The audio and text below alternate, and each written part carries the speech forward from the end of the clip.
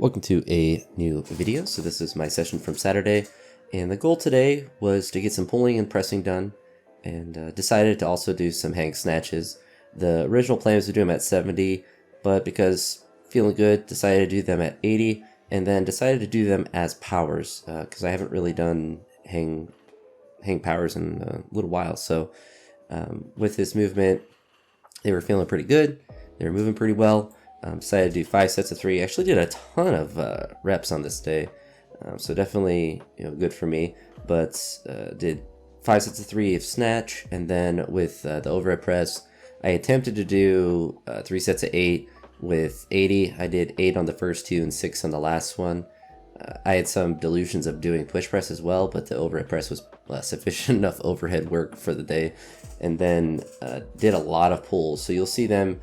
I left them uncut in this video, but did them as kind of clusters, 5x3 snatch pull and clean pull, so 10 sets of 3s of pulls at a decent percentage, 120 for snatch pulls and 170 for clean pulls, but wanted just to do a lot of pulls, and I just had the energy for it, I suppose. I wasn't like hyper, like super gung-ho about training on this day, but I just wanted to do a lot of training and take advantage of the fact that it's Saturday and I have a lot of time to do a lot of work. The session actually wasn't, it didn't take like 4 hours to do or anything extreme like that, but did spend a while in there, and my friend came in, so we were chatting for a bit. I think I got to I finished my 4th set when he came in, so we kind of worked around each other's weights when I was doing the overhead press, which is why you'll see the green on the inside on some of the sets. But the front squats also went really well, and I was really surprised. It wasn't, I don't think it was any difference with the shoe, but when I did 160, it was slipping down my my front rack, so it was not good. Almost failed 160 because of it. But then the 180, I was able to grind out, and it was still trying to like fight down my front rack, but it wasn't enough, obviously, to make me fail it. And I just want to basically use the back squat to get the volume for my legs to really try to build them up. So potentially still do the heavy singles like I've been doing with the drop sets underneath. I don't know if I'll continue to do that, because obviously, a heavy intense single like the doing 230 for myself is going to be taxing to do. But doing the 3 sets of 8 at least for next week before I drop the reps down even more will be the continual plan for those. And then potentially 2 days of front squats, essentially just going to a heavy single like I did on this day. So I guess technically 4 days of squatting, but 2 days of like actual like volume with it, and then the other just practicing the front squat essentially and trying to get up to a intense or a heavy single with both of those. But the 180 was good. I failed 183 earlier in the week, so the goal is just to continue to obviously progress that weight to see if I can make 185 or 190 the single that I'm able to do on those days. But just got to continue to get stronger, and it might be the type of thing that as the reps on the back squat start to go down, the intensity on those start to go up, that my legs in general are stronger, and then I'm able to attack a little bit heavier weights in the front squat. But I'm kind of not really theorizing. I think it's not a crazy idea to have, but really don't think for me doing a lot of front squat reps are going to help build me in the front squat. And that's mostly just because my front rack is not able to maintain that position for high reps.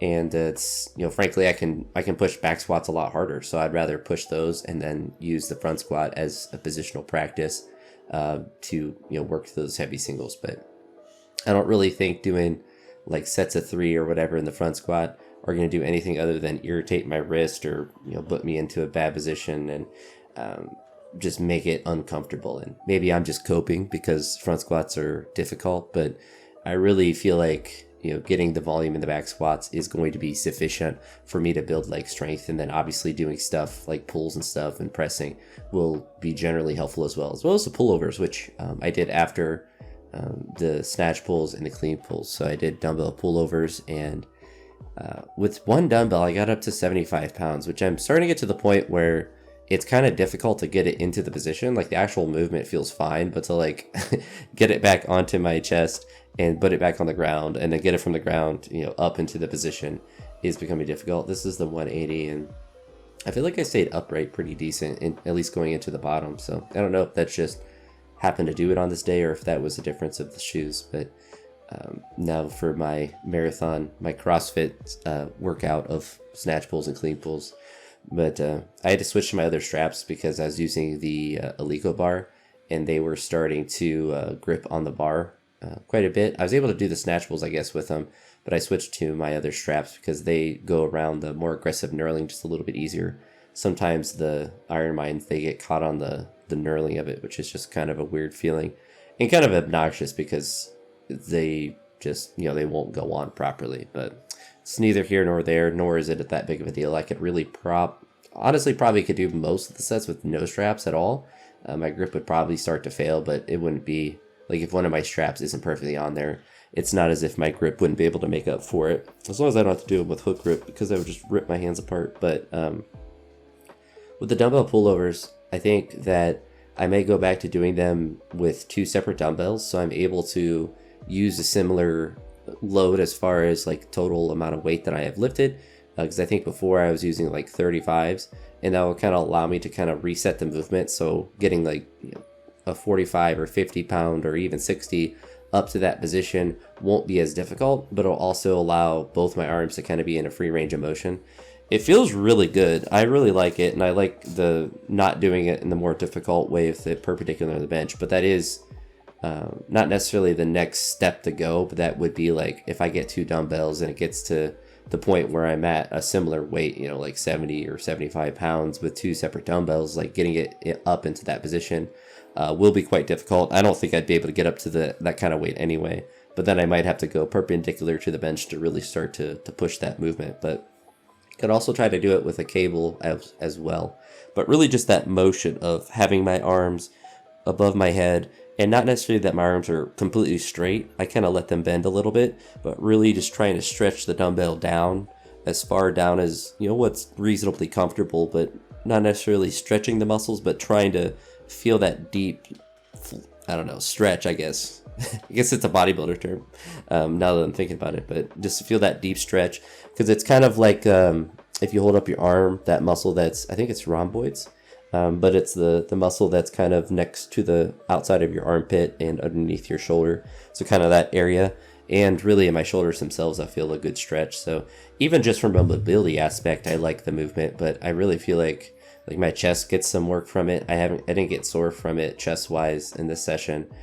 But the first time I did it, my pecs were quite sore, which is always a weird feeling, but I think they're building up a quick tolerance to it. But it's just working everything. But at the same time, I don't want to have to try to get like a 100-pound dumbbell to do them, because at some point you also have to consider the fact that with the larger weight, it's going to be forcing you to utilize larger muscles, and that's not necessarily ideal in a movement like that that's focused on the shoulders and kind of the smaller muscles of the back, and trying to bring up everything. Obviously not bad to work all of the big muscles. It's not as if they're not going to work with a lighter weight, but I'd rather get a deeper stretch and get a longer range of motion than to increase the weight that I'm using. This is where I switched out my straps to the other ones. They're actually modified ones from Gabrielson Crane. So you can see all the fuzz from the bottom because I cut off that stupid piece of leather that was on there because they just the piece of leather just didn't work properly. It just got in the way. But I don't like straps that are sewn together. They've never felt correct for me, but I think that's just because I've always used the Iron Mine straps, the short and sweet ones. And so any straps that are connected, I just don't feel like I can get to the proper tightness when I'm doing pulls. But the fuzz was kind of annoying at the bottom there. I might have to put a piece of athletic tape or something just because it's kind of frayed at the bottom. But the material is ideal. So I don't know if anyone had these kind of khaki shorts when they were a kid, but they used to have like fabric belts with them, and some of them, and they have it's very similar material, and that's I don't know if that's the perfect material for lifting straps, but when I got those straps, that's what it reminded me of, that kind of like a khaki fabric belt thing. I don't even know what material it really is, but it was kind of, they are nice straps, but definitely the short and sweet ones, if I'm if I'm going heavy on like a snatch or something, then I definitely want those ones. But for pulls, these are nice to have for this exact reason. They just go around the bar easier, and like I mentioned with the snatch pulls, like if my strap isn't perfectly as tight as I would want it in every perfect way, I can make up the difference with my grip. Not that I don't feel like these are, but I'm definitely glad I modified them, get that piece of leather off. That leather just sucked. It just like pinched, or like it just did not work. They look cool, they look aesthetically pleasing, but yeah, they just were not very functional ones. But I think that's more of a me problem.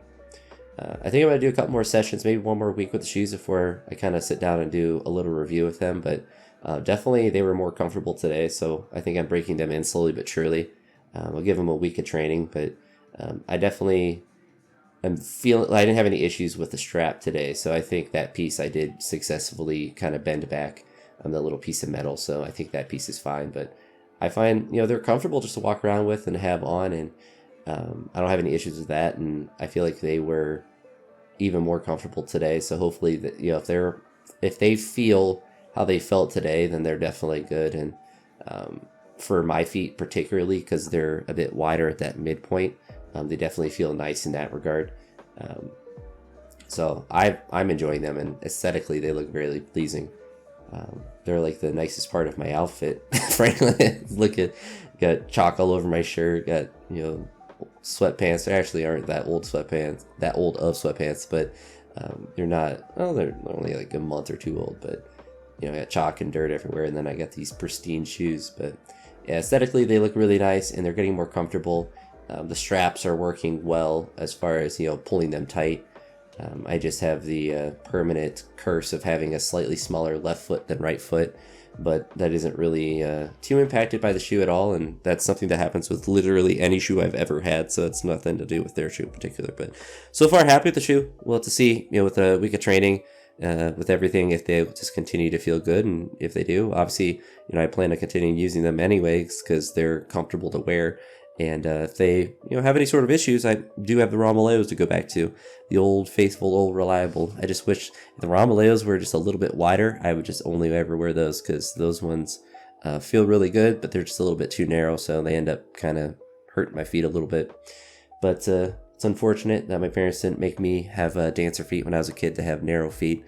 I got big bulbous Shrek feet. Not even really that wide, just probably wider than most shoes, I guess. But anywho, that's enough rambling for me. If you made it to this point, I appreciate it, and I'll talk to you all in the next one. Peace.